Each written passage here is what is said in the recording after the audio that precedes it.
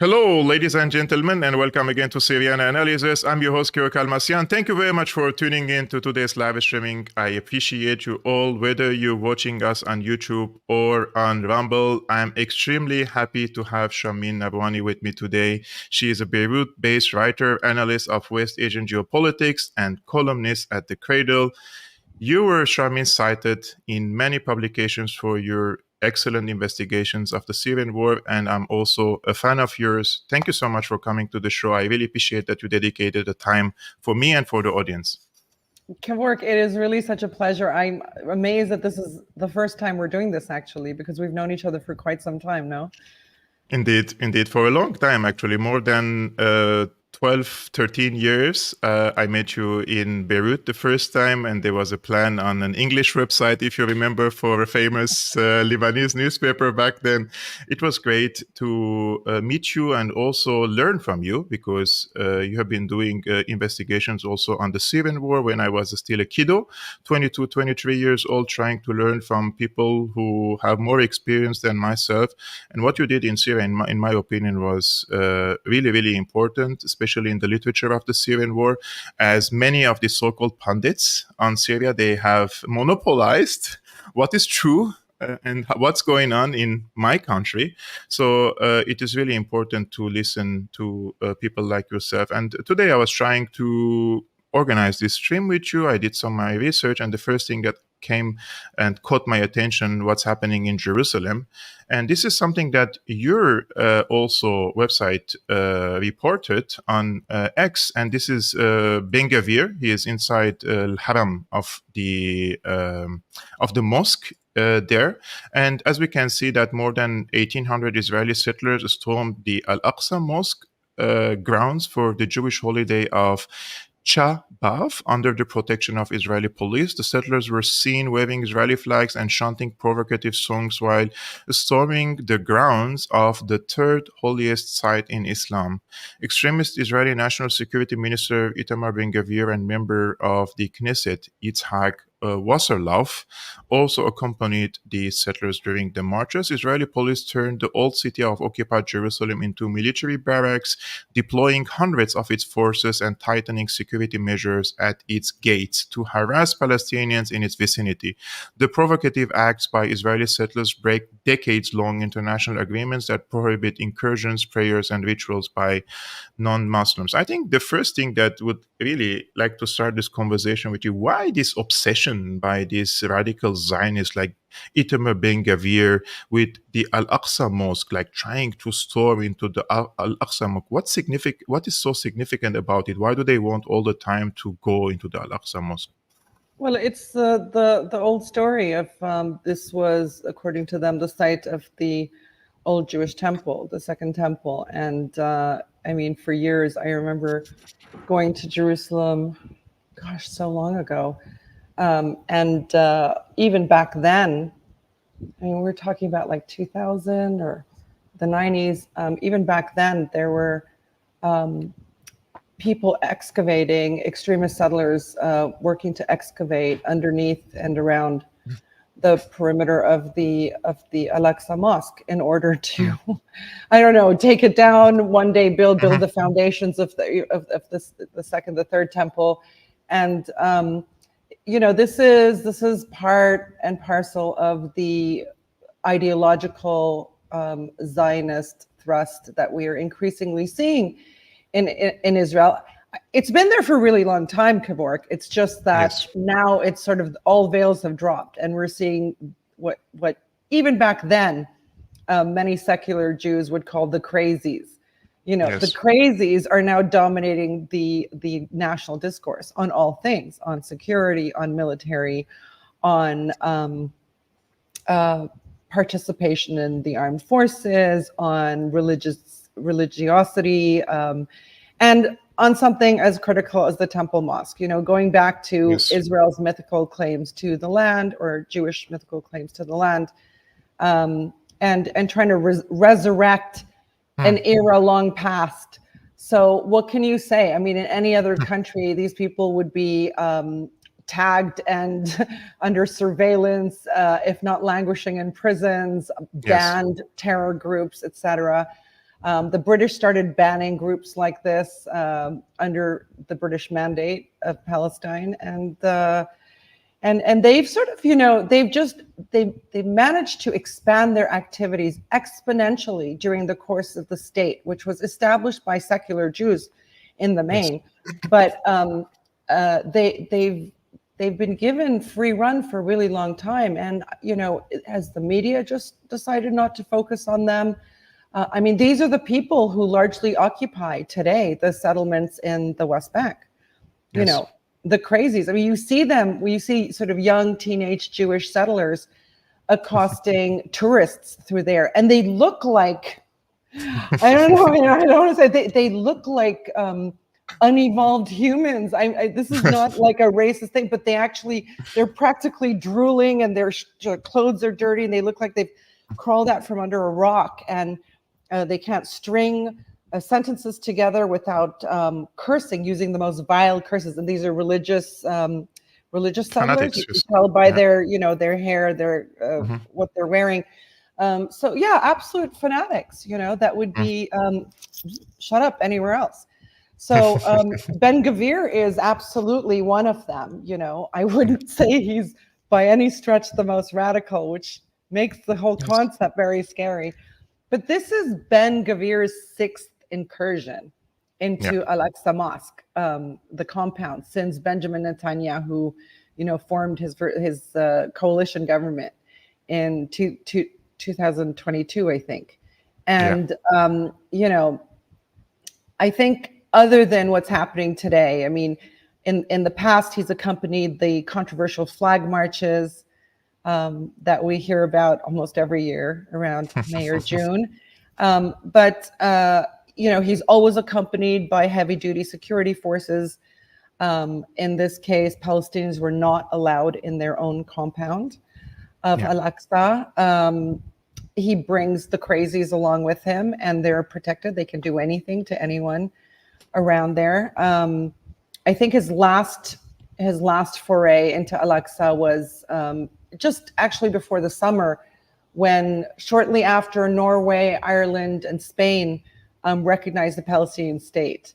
So, these guys want to always be in the spotlight. They want, they don't back up in the way Netanyahu and the Israeli government doesn't back off from threats from friends and foes alike. Ben-Gvir and his type, tend to also, as you discussed in your show recently, they put on mad strategy. They go so overboard as to make whoever's listening accept and expect further bad behaviors, to groom them into expecting bad behaviors.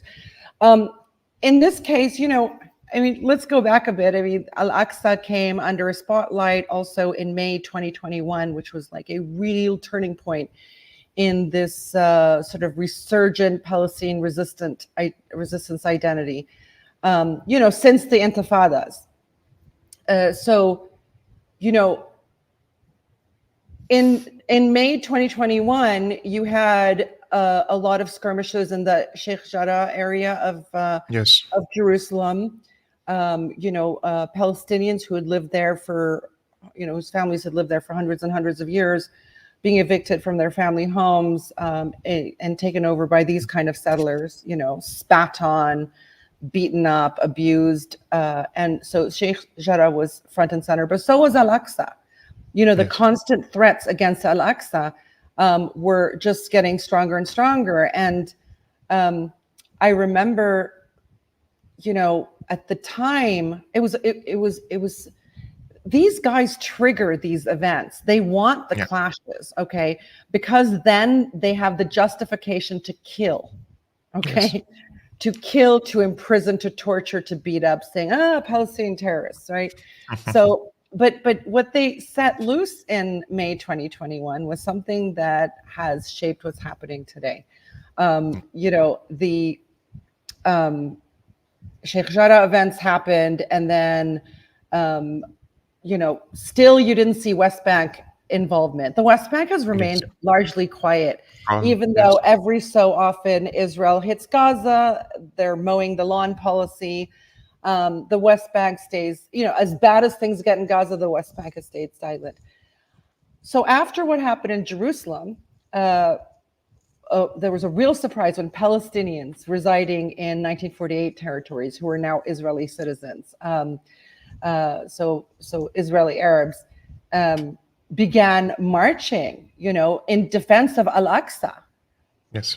And those escalated into direct confrontations with Israeli forces inside Israel. They couldn't do anything with them. These are Israeli citizens. And then next, the Gaza Strip resistance factions ignited a big battle, and they, at that point, directly linked the fate of Jerusalem with Gaza for the first time since the end of the Second Intifada. Okay. Yes. So when we look at the events of October 7th last year, it was called Al-Aqsa flood. Okay. Tufan Al-Aqsa. All right. And now Gaza holds what happens in Al-Aqsa and in Jerusalem as closely as it does to what happens to them in Gaza on a regular basis, right? So this was transformative. And then it was only, I think, like a week later in May 2021. So I think the first clashes started on the 7th of May, on 14th of May. It was a Friday. It's now known as the Day of Rage, the Friday of Rage, when the West Bank finally joined the fray. And the West Bank had been this silent, bear for a really long time, taking hit after hit, dehumanization, confiscation of property, settlers expanding into their territories and massive settlements and roads, Jews-only roads that had crisscrossed the West Bank, what used to take 15 minutes from Ramallah to Jerusalem, or longer from Ramallah to Hebron, Khalil, was now you spend hours and hours and hours if you can even get there. Yeah. So on May 14th, 2021, for the Friday of Rage, the West Bank joined the fray. And on that single day, more than 200 clash points were recorded across the West Bank with Israeli forces. And these are confrontations that in the years that followed, since May 2021, when everyone else went silent, the 48 Palestinians, Gaza, the West Bank continued to have daily clashes, hundreds in some cases, dwindling to 80, then 20. But then in the last year or so, we have seen a massive resurgence, more than a year, like 2 years now. We heard about the Lion's Den, groups like this that have emerged, Fatah, right, the ruling Fatah party in Ramallah, but the young Fatah cadres of the Palestinian Authority security forces joining the resistance factions, tired of the lies of Oslo and their decrepit old leaders who were colluding with Israel, the occupation, and the Americans. And now the West Bank is a very big central point. It's a huge problem for the Israelis. We just, I think in the last week, had an Israeli minister talk about doing to Jenin camp, a major refugee camp, like the heart of the resistance in the West Bank, what they do to Gaza, basically obliterate it, and kill everybody in it. So, but all of this, was in some way triggered by events in Jerusalem and Al-Aqsa compound in May of 2021. And now we had, in October 7th, 10 months of the most brutal military assault any living person, under a certain age has seen in their lifetimes, and hopefully are likely to see in their lifetimes, a televised genocide. And Itamar Ben-Gvir, security minister of the state of Israel, who put him in charge of security, basically violates international law, marches into Jerusalem, into the Al-Aqsa compound with Israeli security forces and a bunch of crazy settlers to stir things up. So, Ben-Gvir does to Netanyahu and the Israeli government what Netanyahu and the Israeli government do to the Americans. Mad strategy. Mad strategy. You try to push them back, they come even harder at you, and then you back off. It's a strategy to intimidate. you know, Yes. and to stay on the radar and for nobody to ever say no to you again. Sharmine, you know, you reminded me while you were talking of a question that is attributed that a journalist asked to Golda Meir. And I will just screen this because we're speaking of the Al-Aqsa Mosque. And this was when this was Golda Meir said that burning of Al-Aqsa Mosque was the happiest day of her life. So when the accursed Golda Meir was asked what the hardest days of her life were, she answered the day of the Al-Aqsa Mosque was burned. And when asked for the happiest day of her life, she answered the day the Al-Aqsa Mosque was burned. They asked her, how can this be? She said, the day the Al-Aqsa Mosque was burned, I thought that we faced the last day of the state of Israel, but when I saw the Muslim responses, I understood that Israel is safe in the region of the Arab world. I don't find really a source to really say that this conversation has happened, but in the general context, this is true. And what it reminds me is, first of all, this mosque is the fourth holiest mosque in Islam. And it's not only about the Palestinians, but this is important for the entire Islamic Ummah. And we have 2 billion Muslims around the world. Nowadays, only a few nations are giving tangible support to the Palestinians in this case. And I'm not going to go into so much details. But when the war in Syria started, I remember that this same Islamic Ummah, they have mobilized their ranks, and there were tens of fatwas to go to Syria and fight against Assad in this case. Like probably 500 battalions were formed to fight against Assad, and 0 to fight for the Palestinians now, when there is an actual onslaught and slaughterhouse is ongoing in the Gaza Strip every day, televised, as you mentioned. So I always direct my criticism toward Israel to begin with, but at the same time, I see the inaction of the Islamic Ummah in this case, and it infuriates me, even though I'm a Christian.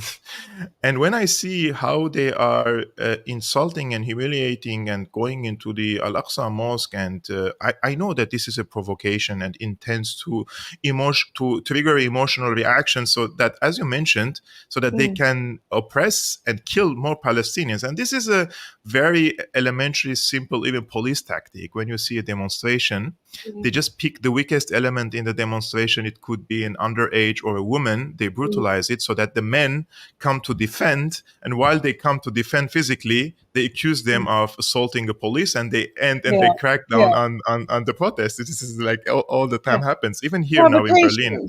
Provocation, exactly, against this demonstration. So I also hold big responsibility for the Arabic countries, for the Islamic countries, not doing enough for the Palestinians. And this is really detrimental now, what's happening in Gaza. Before Gaza is different after Gaza. I mean, I myself, I was an agnostic for like 14 years now. I started to believe in God again, because if there is so much evil, there is good. If there is evil, there is good. And if there is good, there is God. I start to truly believe in this after what I saw in the Gaza Strip, and it really boils my blood when I see all this. Today I watched some videos from Gaza. I mean, how can I do a live streaming like this and try to really keep my posture and stay objective when you see all this human suffering happening in the Gaza Strip? It's really infuriating to see the inaction of the Arabic countries. I have to say, I thought that we had an expectation that this would be a drawn out conflict, not necessarily all in Gaza, but in the region. And I thought, oh gosh, I'm going to watch so much, especially in those first months. We're seeing so much brutality. We're seeing visuals we've never seen before. And I'm going to become immune to this. I'm going to get used to this. It's like when we tell kids, don't watch too many video games, or don't play on too many violent video games because you become immune to that kind of thing. I actually am not immune. I'm very amazed at that, because, as journalists, so I go into theaters, right? I go into a conflict zone. I tend not to because I'm not trained in that crazy war journalist field. But I have been in situations where mortars have flown over my head, etc. And you think, yeah, you might be. It's not even scared. You get very, very wired, right? Yes. Adrenaline's pumping. You get very wired. But generally, I find when I'm seeing a story in front of me, I'm all on that. Yeah. It's like a cold attitude towards the subject. You have to be, I guess, in the way doctors are. You have to have a certain, and it actually bugs me a lot when journalists go, when we see tragedies. It does. Like, keep the face on. We have to bring facts, but I every day I'm shocked. How can I be shocked every day? Yes. And actually, just over the last few days, it's the first time I've actually skimmed past videos because I'm up to here. I'm up to here in the pain. So this has been a new experience for me. I was just, I think yesterday, messaging some of the other editors at the Cradle, saying, let's see if we can find journalists who can get inside information on the Organization of Islamic Countries. Organization, I see. yeah, I see. Meeting that happened, I think a week ago. Iran was in attendance, and as were Arab countries, Indonesia, Turkey, etc. And they were there talking about, the Iranian retaliation because the Americans had twisted everybody's arms and trying to get, their local proxies to beg Iran not to retaliate. But why are we not seeing a single OIC meeting after which we have a communique statement saying all Islamic states, Islamic countries are now breaking ties with Israel? I don't understand that. And I literally, what I was trying to get at with our editors is, let's try to find someone who was there, who will talk to us about what was on the table and who said no. I understand that people will reject things. They have their other considerations. The nation state is a very secular beast. It is interests only. It is very opportunistic, and as it should be, but not in a case like this. And I want to know who said no. Because for sure there are countries like Iran, Algeria, etc., who must put, even Palestine, who must put this on the table at every Islamic and every Arab meeting, breaking ties with Israel. And who's saying no? This to me is the crucial point, because I guess these organizations function on either unanimous votes or majority votes, but who is then turning these opportunities down? And the thing is, it's those countries that have normalized with Israel, buy Israeli weapons, buy Israeli surveillance technology to use against their own citizens, who share intelligence with Israeli intelligence agencies, who share Iranian or resistance, maybe satellite visuals with the Israelis and the Americans. What are these countries doing? For sure, the longer this goes on, the more these countries have to answer for this, and I think their own legitimacy and credibility diminishes significantly. But of course, they have such tight holes on social media within their own countries. But there are plenty. At the Cradle, I love that we hear, especially on our Instagram account, a lot of commentary from Malaysians and Indonesians, a lot from Pakistanis, who are, even Turkey, who always has its bristles up when there's any Arab or Iranian criticism of them.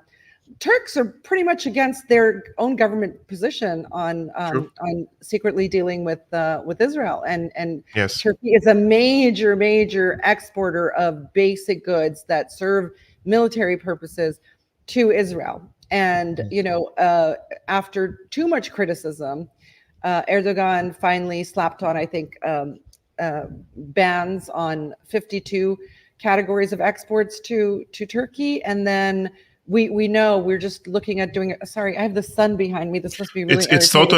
It's totally fun, and the audience are actually complimenting you for having sunshine behind. I'm not showing the comments for you now, but the people say that you're shining like a sunshine because of the sun, so it's totally my halo, fine. and then I have a fan in front of me because it's so damn hot in Beirut. So I'm not trying to get a Beyonce vibe here. It's just It's okay. So yeah. Anyways, I completely forgot what I said. But yeah, anyways, so Turkey's continuing to illicitly, and very quietly, major Turkish companies trade with Israel. Basic things like cement. Turkey provides a hefty chunk of Israel's daily electricity use supply, and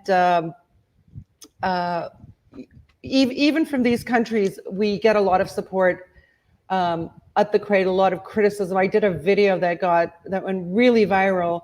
It's a reel from our weekly podcast in which I was having quite a day. I sort of, just slaughtered every Arab leader who was not standing up for Palestine, calling them names, and that went viral. So the sentiment is on the street a lot. And like I said, Yes. The longer this goes on and the worse the atrocities are, Israel keeps finding more to shock us with. Ben Gvir, why don't you just starve them all to death in Gaza, right? We just heard that this week. The World Health Organization sent 1 million polio vaccines because medical health experts were warning in Gaza there's going to be an epidemic, refusing to let 1 polio vaccine in, okay? But vaccinating all their soldiers who are occupying Gaza right now. It's just the rape, the defending rape, because these are subhumans. By the way, most of these prisoners, the Palestinian prisoners who are being detained, are not charged with anything. They've been rounding up, sort of like collective punishment, warnings, getting people to maybe not back the resistance, to be afraid. They've been rounding up Palestinian men, children, women, detaining them. They have laws in which they can keep them for 45 days without charge, but they know the loopholes of the Israeli prison and legal system, and so these people are kept for very long periods of times without charges. Ben Gvir himself has, and this is an article we published today about the plight of Palestinian prisoners, which is a story that really should not go away. But Ben Gvir himself banned or established the banning of Red Cross workers to visit Palestinian prisoners. Wow. No Red Cross oversight, no family visits, nothing.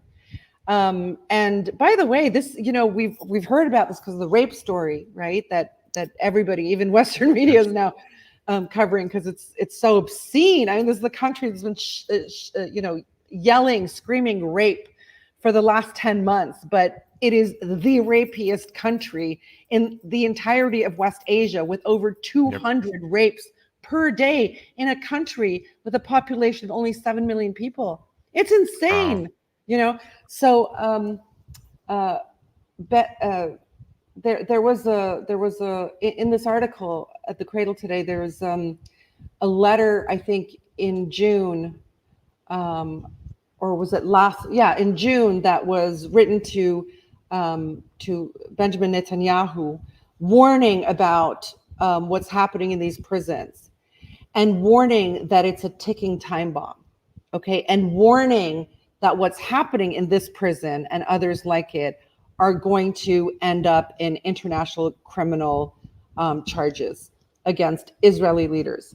So this is not just now that we're hearing this news about this, but these warnings were delivered by the head of the Shin Bet, okay, by the head of Israel's domestic intelligence, by the head of the Shin Bet to Netanyahu.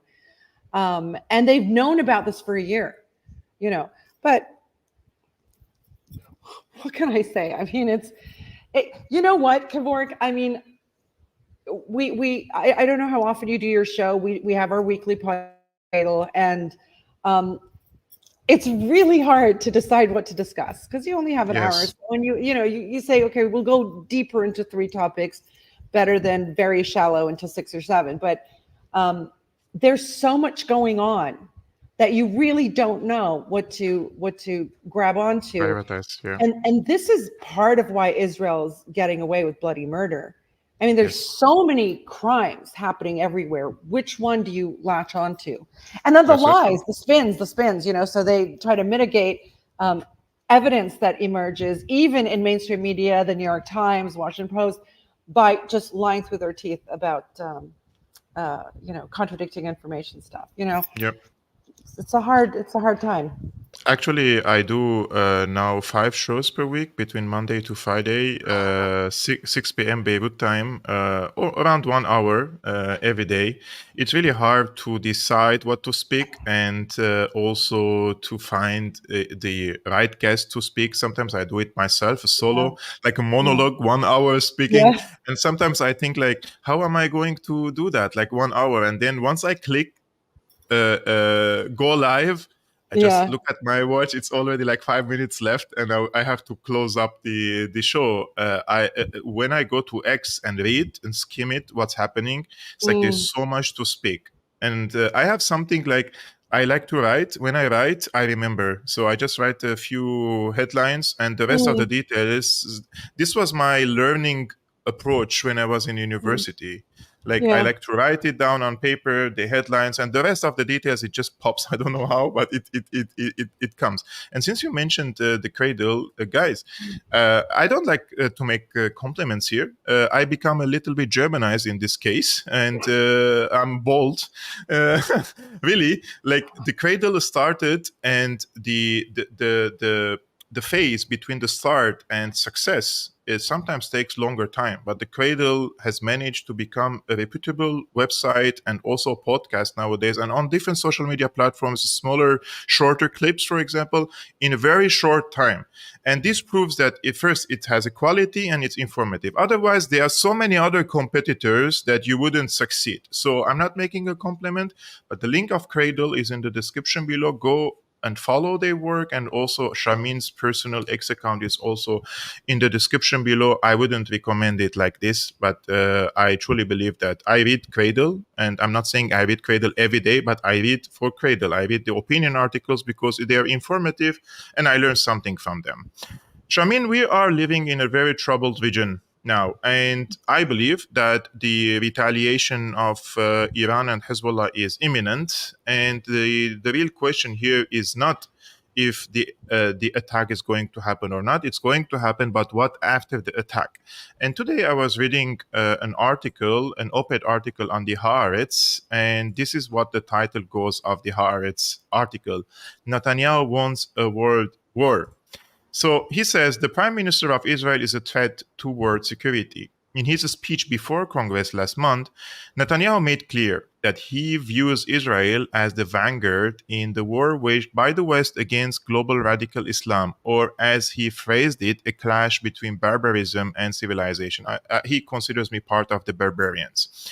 Netanyahu made it clear to Americans that he protects them and he is fighting their war for them. It was plain from his remarks that America should thank him for his efforts on its behalf rather than the other way around. Now, and he says, as far as he is concerned, the huge aid Israel receives from the United States serves an existential American interest.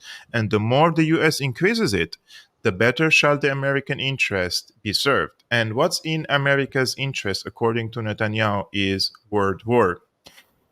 It could be claimed that Netanyahu is a bad strategist. He had Ismail Haniyeh assassinated in Tehran and Fuad Shukr in Dahieh without taking into account the scope of the retaliation. But did he really not take it into account?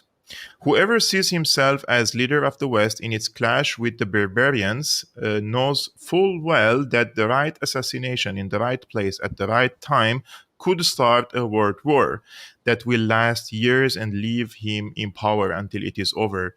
This world war is the baby he is nurturing, and this in his strategy is beginning to bear fruit.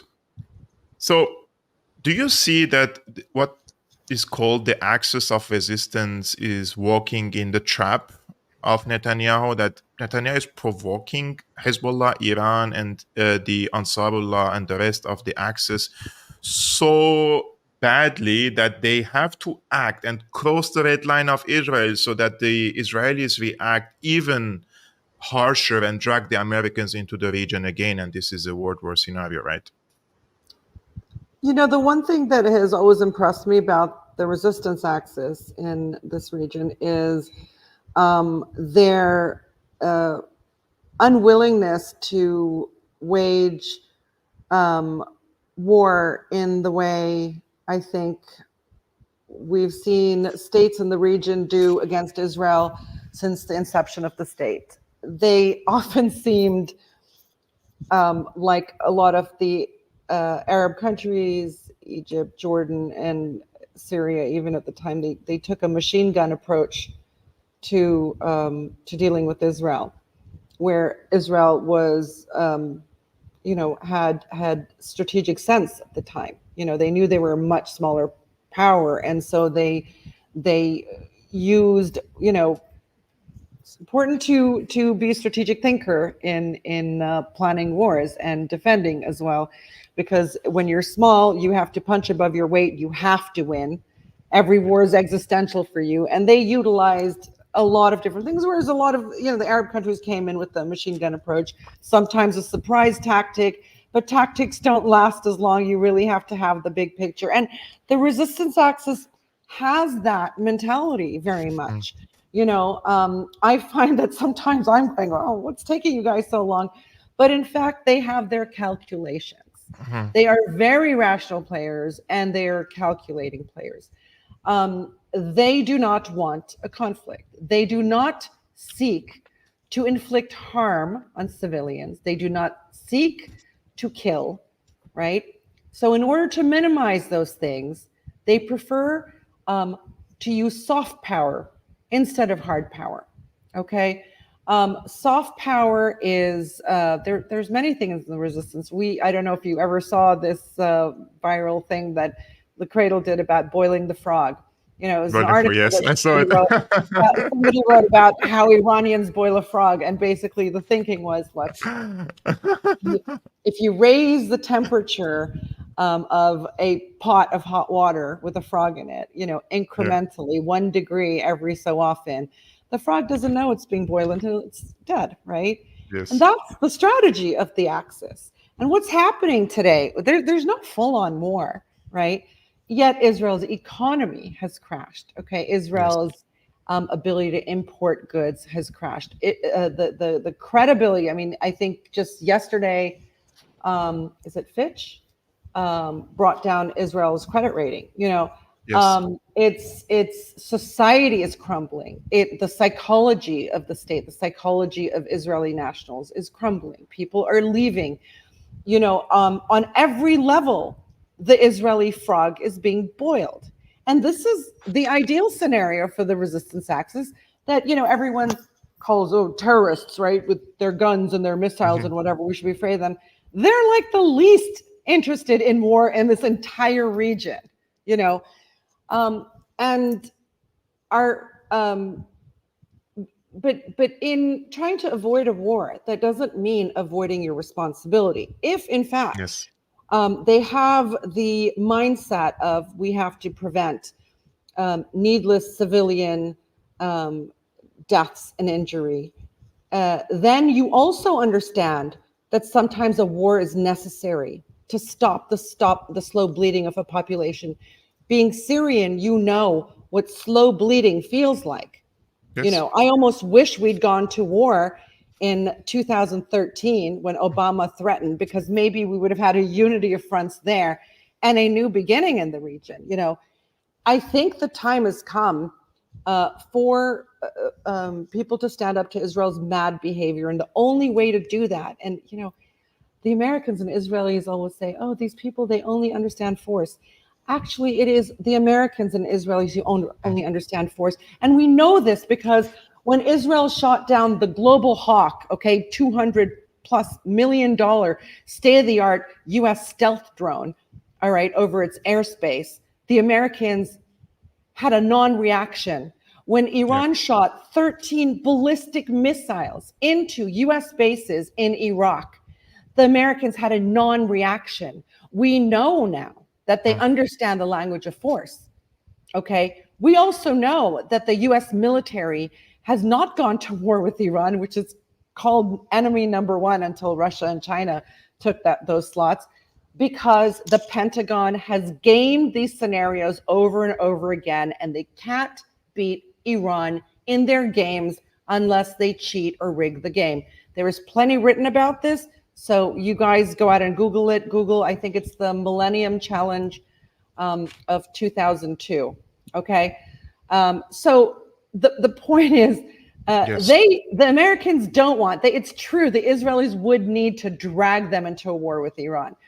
But this is where I think past behaviors will veer from future ones. In all past circumstances, the Americans have come in to aid Israel, to pump up its military, to give it what it needs. You know, 2006 war against Lebanon, etc. What do you need? Tell us. We'll say 10 months now. 10 months. Israel's been out of weapons or munitions for 9 of those 10 months.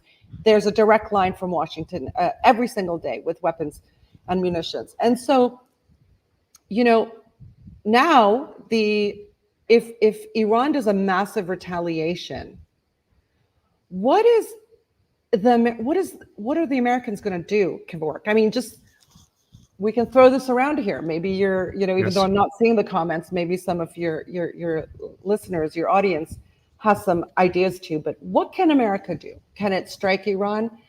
Well, Iran doesn't even have to strike America back. It can hit every single American base in the region, okay, with hypersonic missiles, so nobody can defend against them, okay? Yemen and Iran and everyone else can sink U.S. aircraft carriers, U.S., warships, whatever, F-35s, F-16s, all sitting in air bases around the region. They're going to have to stay in the air forever, because once they're grounded, they're gone. And Iran and the Axis has warned countries that host U.S. bases that if any U.S. drone, fighter jet, or projectile is launched from your territory, we will consider you a legitimate target. What's the U.S. going to do? And in one well-planned axis of resistance retaliation that is imminent, I believe, we could show the emptiness of U.S. power, because the U.S. will not be able to do anything, and Israel is finished overnight. Yes. Sharmine, I will just give my opinion about this. I think that if I am a national security advisor today for President Biden, I would strongly advise him against going into war against Iran, right? This is the rational way of advising someone. But nowadays, we don't have a president in the United States. I mean, let's agree on one thing, that Biden is not present. And secondly, there is the conspiracy theory of a group over group influence now over the war decisions in the United States. And I truly believe that if there is a rational actor in the US administration, their job is to calculate the pros and cons of going into war against Iran.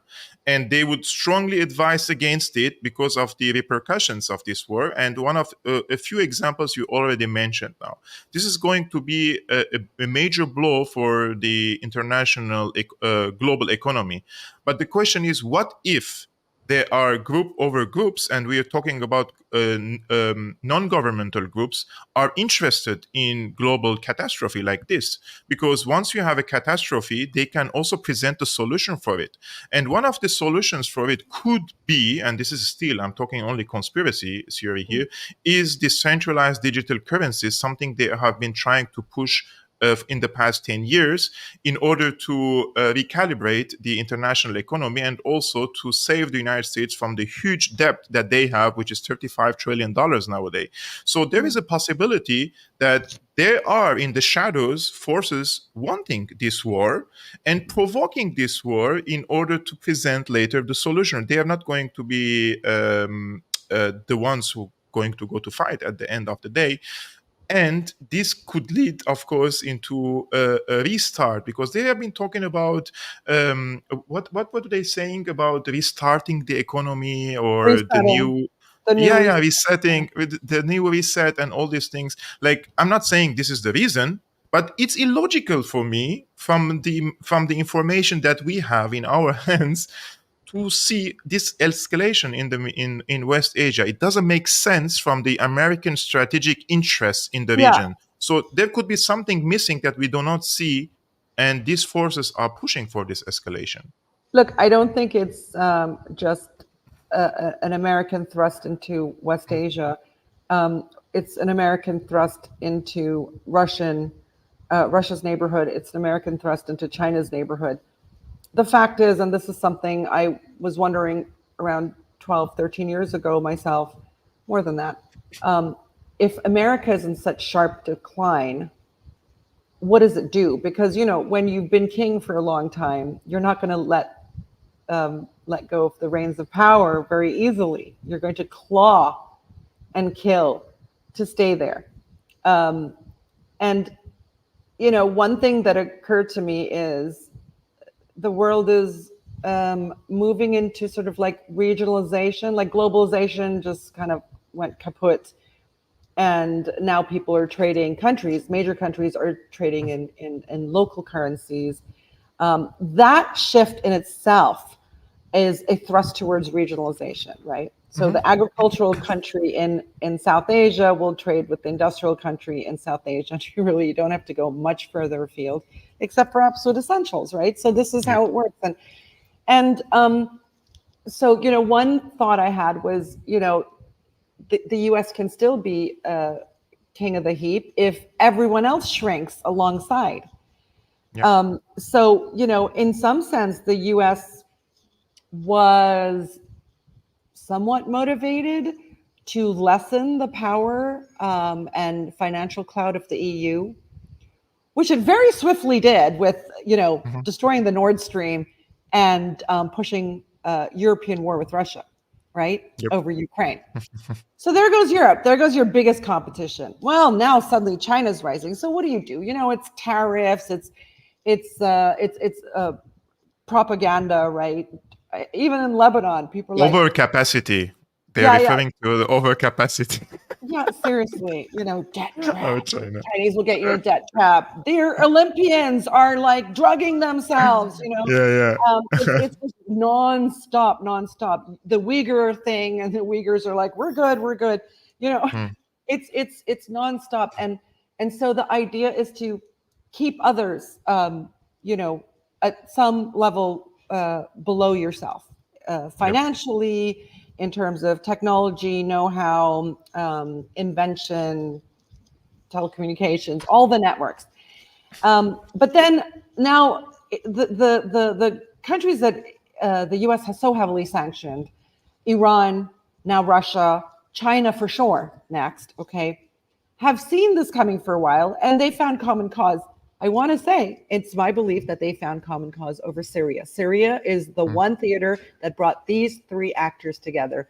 And the Americans under Obama escalated against all three actors during the Syrian war period, right? It was That's the so true. first major power confrontation we've seen since the Cold War ended, okay? So I think now these countries obviously are working within the umbrella of groups like the BRICS, the SCO, the Shanghai Cooperation Organization, the Eurasian Economic Union. You know, there's so many new constructs that are not just being created for the sake of it, but have wings now, you know, that are loaning in the billions to global South countries, et cetera. And as a result, we're seeing a global South voice rise and support these organizations. A lot of these countries were pretty much, you know, kicked in the face if they didn't do what the Americans wanted, right? Yep. They're now standing up. The Sahel in Africa, just, you know, flipping off the French, right? It's just remarkable the things that are happening. The Saudis and the Emiratis going with Russia on the OPEC plus decision not to Yes. increase production. So, you know, the little leaks in the dam are now becoming a torrent. And so you can imagine that there are some people, and you don't have to call it a conspiracy. Conspiracy only means you're planning something without allowing it to be public, okay? You deliberately don't want it to be public, which is what politicians do every day, all day long. They're not always doing nefarious things, but they are conspiring if they're keeping the process not transparent, okay? So it's very understandable that Western countries like the United States and the UK and France that are no longer just simply capitalistic countries. They are run by finance capitalism. There's no demand and supply, the regular trade of goods. There are powers now with lots of money that determine how things move in an economy, in geopolitics, in every which way around the world. It's not demand and supply anymore. It is an oligarchy of finance, right? That's inserted itself into capitalism. That's warped capitalism too, So it's very possible that understanding that any day now, the rug is going to be pulled out from under the dollar and Western currencies, the euro, the pound sterling, the US dollar, etc. Because these are not backed by anything tangible, right? They're just paper, and they're printing a lot of it, right? The Americans have printed more in I think 1 year than in their entire history. So in order not to completely, basically all the debt that anyone knows them is now wiped clean. So is their own debt, but they're also in hock for all the debt that everyone else knows them, right? Owes them. So in order to change all those dynamics, start again, and maybe create a world in which the U.S. dominates. So a U.S. Like a metropole almost, it's not going to be every country in the world as it has been since the end of the Cold War, but it's going to be a constellation of states in the global South, in Europe, in the Americas, et cetera, in the Far East. But here's the problem.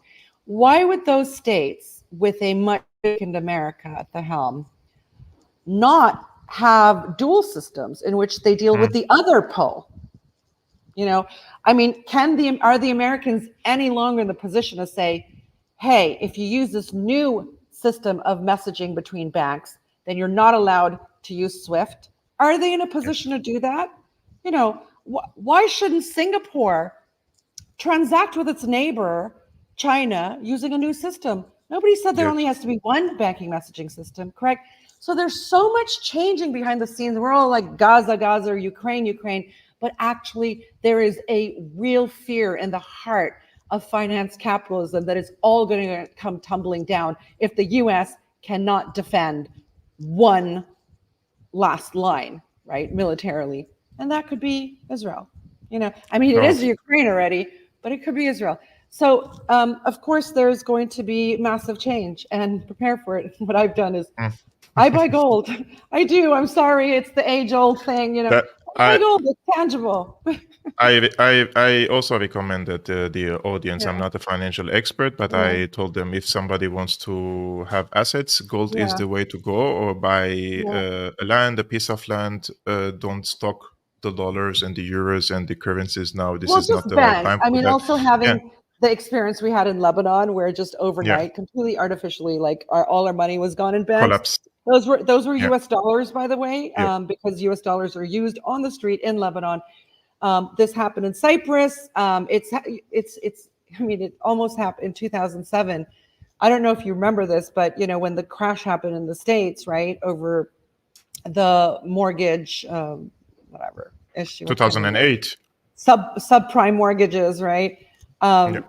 2000, after the sort of, after the U.S. government bailed out the banks, I remember Timothy Geithner going on Charlie Rose's talk show and saying, chatting, I think he was no longer Secretary of the Treasury. He just, in a chatty way, said, we were 3 days away from shutting down ATM machines. Yeah.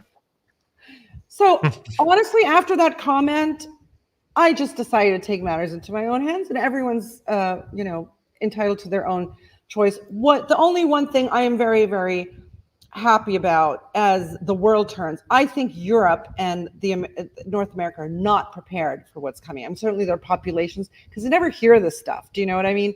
But the rest of the world has been worrying about these kind of things for quite a while. The best thing that's happening is, if it all comes crashing down, in Syria and in Lebanon, where we know hardship, we're going to be fine. This is exactly what I told my wife. She's German, and I told her people here have forgotten how to be on the survival mode for a very long time. And the people around the world have been on this, how to secure bread, how to stay alive, basically, for many, many years. It wasn't like a short period. Sharmine, you know how I'm going to end this conversation with you? I'm going to screen this video that you were referring to, the boil the frog. How do Iranians boil a frog slowly and methodically? Guys, I'm going to show you this video, and let's watch it first. Iran has to be very calculating its response. And I want to just quote from an article that we will publish this week. And the article is called "How Do Iranians Boil a Frog?" Quote, "Legend has it that a frog placed in a shallow pot of water heating on a stove will remain happily in the pot of water as the temperature continues to climb, and will not jump out even as the water slowly reaches the boiling point and kills the frog. The change of 1 degree of temperature at a time is so gradual that the frog doesn't realize he's being boiled until it's too late." Now, this has been Iran's asymmetrical strategy towards Israel. Don't engage directly in the war to make Iran a clear target for Israel, but have its allies engage. And they are doing it of their own volition. And their allies are not state actors, right? So it's like a swarm from here, from there, from Yemen, from Iraq, from Lebanon, from Gaza, from the West Bank. Israel gets truly swarmed. Look at Israel's condition today. Its economy is in shambles. Hundreds of thousands of Israelis in the north and the south have been displaced. No homes, no jobs. The blockade of its vital shipping waterways, the Eilat port, is disabled, and it knows that its Mediterranean ports, Ashdod and Haifa, can be disabled too. 80% of Israelis outside say they will not return. And you're going to see with the new conscription laws that you're going to have a huge exodus of ultra-Orthodox Jews, hundreds of thousands of Israeli soldiers dead, and international pariah status. This is how Iran is boiling the frog. So guys, this is how Iran is boiling the frog. This video has gone viral on all social media platforms. I've seen it while I was watching the reels on Instagram. It pops up. It was on Twitter. It was on the show. You know what was so cool about this, Kevork, is like literally a week after this, the Israeli ambassador at the UN at a Security Council meeting was videotaped saying, "We are not a frog to be boiled. We are lions."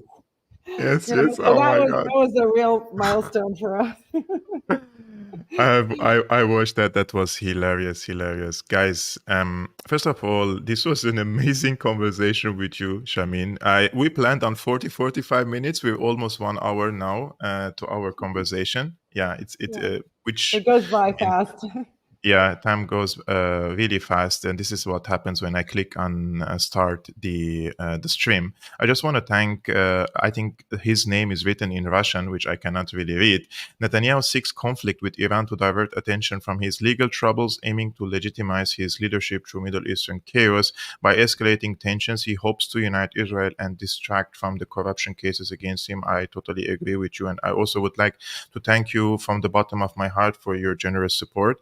And I would like to mention everyone, guys, that the X account of Sharmine is in the description below. Here, her column on the Cradle is in the description below, and the channel of the Cradle is also tagged in the description below. You can hit her work also a follow.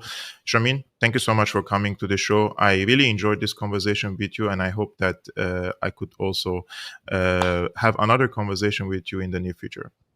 I love that, Kevork. It was a real pleasure. Thank you. The pleasure was mine. And also, I would like to thank all the audience of Syriana who tuned in today. We were around 500 people watching this live. Thank you so much, guys, for watching this on YouTube and on Rumble. If you like the work that I'm doing, you can hit the like button, simply, or subscribe to this YouTube channel. And if you like to support the independent work I'm doing, you can become a patron. The link is scrolling on the screen, patreon.com/Syriana Analysis. And I will see you tomorrow, 5 p.m. Central European Time, 11 a.m. Eastern American Time. Peace be upon you, upon your families.